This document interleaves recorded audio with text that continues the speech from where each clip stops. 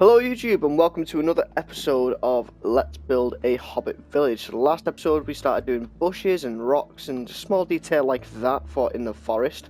I've really had no time to sort of go through and do that over the whole section of forest. So today I'm going to try to do two things in one to try to get this moving a bit quicker. I'm going to start with the conifer, spruce, pine type forest over on this side, just copy and pasting the trees in, showing you guys what that looks like. And I'm also going to talk about flowers a little bit. So I've seen this a few times with a few different plots recently where they sort of just put flowers, for example, let's just get a couple, we'll get them and that one, and we'll get some tall ones as well. Basically to go like this, to go blah blah blah, that'll do there, put that like that, and there. Then you'll go get another flower and you just go around like this. And then you'll get another flower, and then another flower, and then another flower, and then another flower. Oh. And they go, oh yeah, look how pretty it looks. It's all full of flowers, and it's just like, ew, no. So let me just actually get rid of all these. Basically, when you do flowers, I'm a culprit of this as well. I made this mistake, and I've talked about flowers a lot in other videos. You want to do them in small clusters of like the same flower. That's how you get sort of the best effect. If you think about flowers in real life that you find in the wild, yes, there are some flowers that only occur like every now and then and they are spread out, but the majority of the time, or at least in my experience from stepping out my front door, I know it's a rare occasion but it does happen, like you get clusters of these flowers. So basically the wild flowers, as I call them in Minecraft, you've got dandelion, poppy, azure bluette,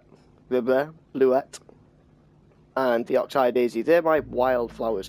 Occasionally I'll throw the blue orchid in there, but because I've got a blue orchid hill specifically, it's just covered in blue orchids, I'm deciding not to use them in this forest. So basically you're just going to go around and place quite a few of the yellow flowers quite close together. Now they don't have to be right next to each other, they don't have to be the same level, you don't even have to be touching or anything like that. Just quite close together in a small little cluster of the flowers. You can have one that's a little bit all the way over there, and then just from a distance you can see there is that little bit of colour now, and it makes that slight difference, that bit more transition in the terrain. Whereas if you put them all like really close together, this is something that probably would work in gardens, like for Hobbit style, especially since they like flowers. That also works, but I think that's a bit too much, it's a bit overkill. So I like to have a gap in between them and just have them sort of close together, but far enough away that they're not going to be overlapping the textures. So there's a yellow one. Let's go do some with the poppies as well. I think here might be a good, no, we'll go for white around here. So I'll go mix in some oxeye daisies, so we'll just put a couple of those down here. And it's great with the oxeye daisies and the dandelions, because they've got these alternative textures, the randomizing textures. Really nice little thing. I wish more of the flowers had that, but I'm sure that takes a lot of effort, and Monsterfish is trying to put his efforts elsewhere to make much better things for the texture pack. So there you go, there's just a few white flowers, and you can tell it's just sort of close together. They're not really anywhere like really close together. In fact, this one over here I'm going to get rid of, and that one over there as well. Sneeze. So there you go, there's another little small cluster of flowers. It's not as good as the yellow one, but the white is quite contrasty and it does stand out a bit more. And you could even just add in a random azure bluette every now and then as well, just because it is sort of white, they kind of go together. So this rock's kind of in the way for placing all these flowers. In fact, I'm just going to get rid of that one and this one because they are a bit far away from one another. So we'll sort of rethink our cluster. So put another white daisy here, and we've got some around here. It doesn't even matter that you can't see them from the road as well. That's kind of a good thing. You want to be able to have them seen from other areas. So there you go, there's another small cluster. If you came from this angle, maybe you could see them a bit better. Let's go a bit deeper into the forest, and let's do some poppies then as well, just for the last. So again, just going to place 1, 2, 3, 4, 5, maybe 1 or 2 more, 6, 7. It's a small cluster of poppies as well. You can see they're not really close together, but they're close enough together that you can tell that it's all in one area. This sort of method, sometimes it'll look good, sometimes it won't. Sometimes you're going to have them closer together, otherwise it will look a bit too spread out. It depends on how much you do in how close of an area. So if I put another one there, and I put another one, another one here, no, because then that'll be, no, I think that might just be enough. So just adding that extra one, it sort of densened the amount up a little bit, so it's kind of made it look a little better. The white flowers here, still a bit, I think if I get rid of that one, then white flowers are just around the bottom of that tree, so it looks a little better now. That's what I mean, is like sometimes you can place one that's just a bit too far and it makes the whole thing like offset and it doesn't quite look right.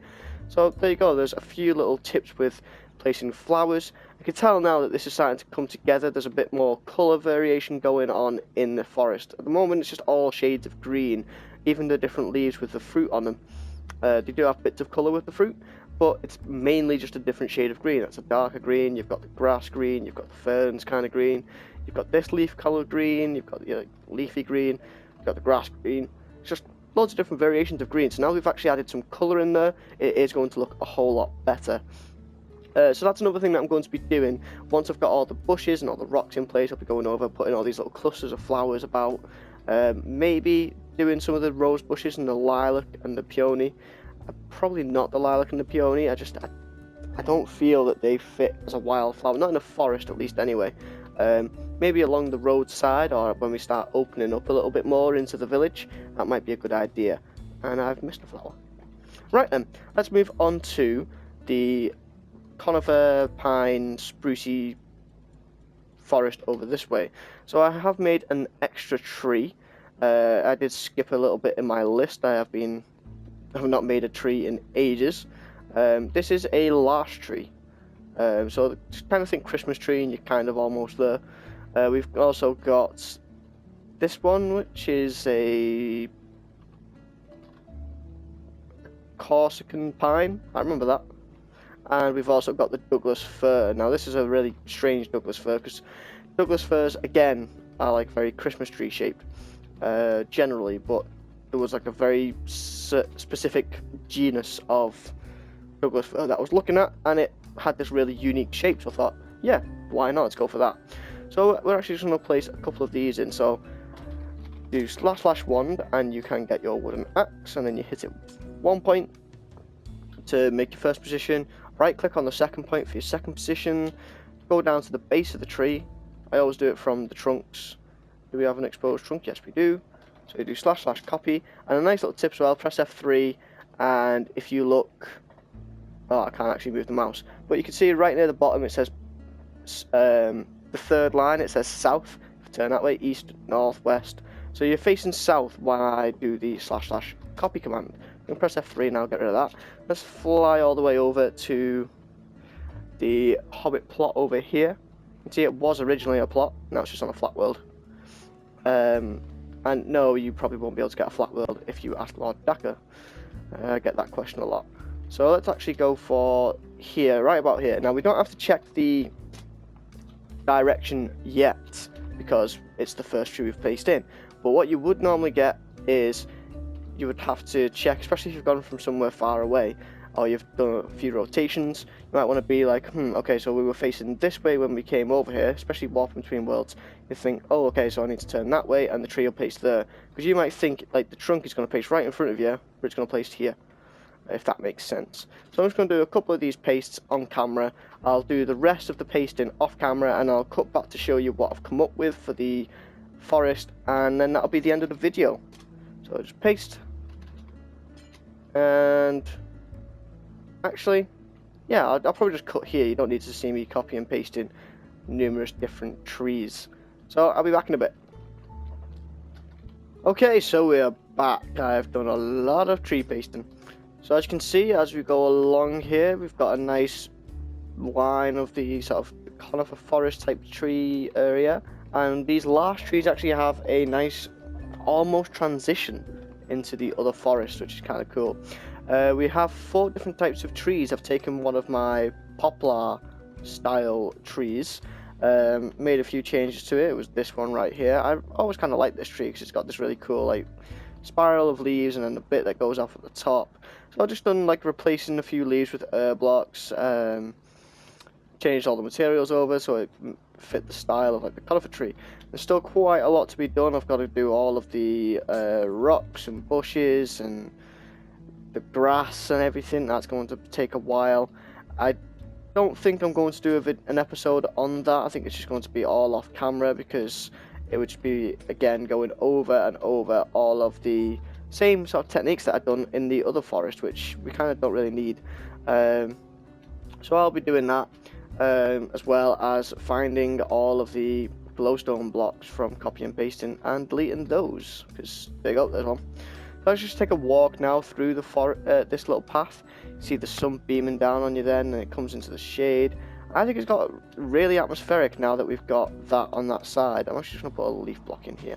There we go. So now that we've got the 2 forests on either side, I think it's really, really nice. It feels really, like, just really nice. I don't really know how to explain it other than that. I need to finish a few hedges. I need to do all the detailing inside. Next episode,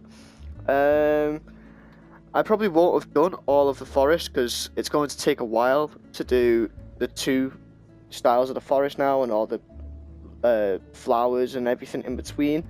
So I think we can either start work on this little path area here or rework the farm because that needs redoing quite badly, or we can go and start over here. We can either finish the back end style hobbit hole, we can start work on the hobbit pub that's going to be over in this area. Yeah, so we've got the hobbit pub, the back end hobbit hole, the farm, or I won't do more roads, that's boring. So those 3 things: farm, hobbit hole, hobbit pub. I'll leave it up to you guys in the comments below. What do you want to see me do next? Do you want me to see me finish the hobbit hole, do the hobbit pub, start that? That's going to be kind of like a mini series. It's going to take quite a few episodes to get that done. I am going to try and move a bit quicker as well with interior, like the hobbit holes and the building houses and stuff. But yeah, it's actually, now that that forest is complete, well, near enough complete, all the trees are in place, it's starting to take shape and it's looking almost complete once again. When I first got rid of all those trees, it was a bit like, yeah, I've not really done that much. But now the trees are all back in place, it does feel a lot different, a lot better. So let me know in the comments below what you want to see in the next episode, and I will see you guys in the next one. Don't forget to like, comment, subscribe if you're enjoying the series. Peace.